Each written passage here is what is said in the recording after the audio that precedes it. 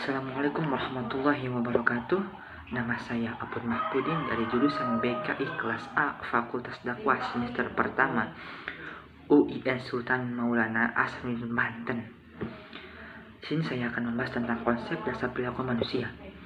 Perilaku manusia merupakan segala perbuatan atau tindakan yang dilakukan oleh manusia atau makhluk hidup. Dapat kita simpulkan bahwa perilaku manusia merupakan suatu aktivitas atau kegiatan yang dilakukan oleh manusia atau makhluk hidup, baik yang secara langsung maupun yang secara tidak langsung yang diamati oleh orang lain. Nah, perilaku manusia ini tidak lepas dari keadaan lingkungan dan kehidupannya. Tujuan mempelajari konsep dasar perilaku manusia untuk mengetahui bagaimana perilaku manusia yang tidak dapat lepas dari keadaan individu itu sendiri dan lingkungannya. Dalam perilaku ini terbagi menjadi 4 aspek yang saling berhubungan. Yang pertama aspek biologis, aspek spiritual, aspek psikologis, dan aspek sosiologis.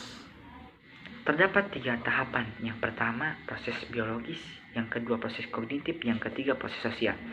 Yang pertama proses biologis, yang dimana terjadi perubahan pada individual, dimulai dari balita, anak-anak, remaja, dewasa, hingga orang tua, yang dimana bertambahnya tinggi, bertambahnya berat badan.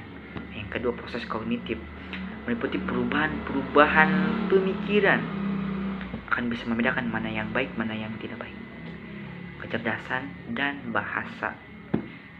Terus yang ketiga yaitu proses sosial, yang dimana perubahan dalam emosi individual tersebut, perubahan dalam kepribadian. Faktor endogen dan faktor eksogen dalam perkembangan manusia.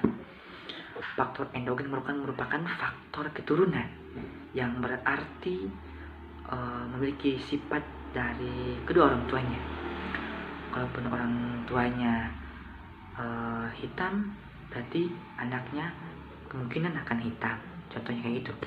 Yang kedua faktor eksogen merupakan faktor yang datang dari luar, yang menjalankan tugas dan kewajiban untuk menggapai cita-citanya. Contohnya itu seperti bersekolah. Terus hubungan individu dan lingkungannya terbagi 2. Yang pertama lingkungan fisik seperti keadaan geografi, iklim, bangunan. Manusia ini berusaha untuk menyesuaikan tingkah lakunya. Contohnya, dalam keadaan cuaca panas sekali di dalam ruangannya, terus dia masuk ke kamarnya dan menyalakan AC supaya ruangan menjadi dingin. Jadi dia merubah lingkungannya. Dan yang kedua, lingkungan sosial seperti keluarga, pendidikan, dan masyarakat. Kekurangan dari konsep dasar perilaku manusia ini, yang pertama suka mengeluh, karena semua orang itu pasti mengeluh. Contohnya dari tugas yang sangat numpuk, pasti dia mengeluh, walaupun dia di dalam hatinya semangat, tugasnya banyak, dia mengeluh. Melihat orang lain membeli mobil baru, dia mengeluh. Yang kedua, mudah terjerumus dalam godaan setan atau nafsu, mendekatkan diri kepada jinak. Yang itu kekurangan dari manusia tersebut.